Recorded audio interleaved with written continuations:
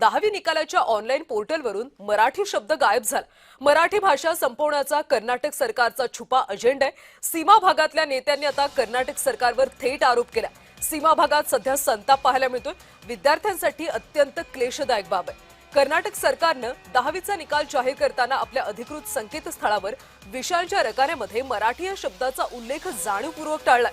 सीमा भागातल्या मराठी भाषिक विद्यार्थ्यांसाठी अत्यंत क्लेशदायक बाब असून या प्रकारामागे मराठी भाषा संपवण्याचा कर्नाटक सरकारचा छुपा अजेंडा असल्याचा संशय सीमा भागातल्या नेत्यांनी व्यक्त केला।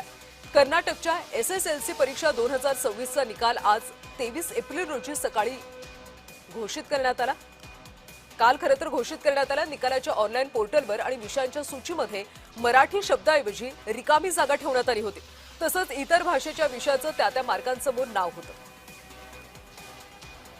तर 10वी निकालाच्या ऑनलाईन पोर्टलवरून कर्नाटकनं मराठी हा शब्दच गायब केला। त्यामुळे सीमा भागातल्या विद्यार्थ्यांनी आता संताप व्यक्त केलाय।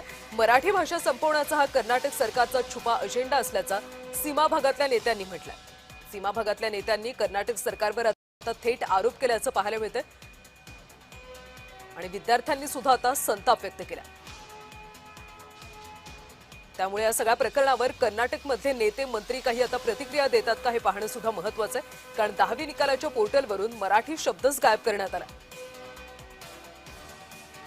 कर्नाटकनं आगळीक केली आणि त्या विरोधात आता सीमा भागातल्या नेत्यांनी आणि विद्यार्थ्यांनी संताप व्यक्त केला। या सगळ्या प्रकरणावर आता कर्नाटक सरकारमधले नेते किंवा मंत्री काही प्रतिक्रिया देतात का याकडे सुद्धा लक्ष असणार आहे। 10वी निकालाच्या ऑनलाईन पोर्टलवरून मराठी शब्द हा गायब करण्यात आला। अतिशय क्लेशदायक ही बाब आहे। मराठी भाषा संपवण्याचा कर्नाटक सरकारचा छुपा अजेंडा असल्याचं आता म्हटलं जात आहे।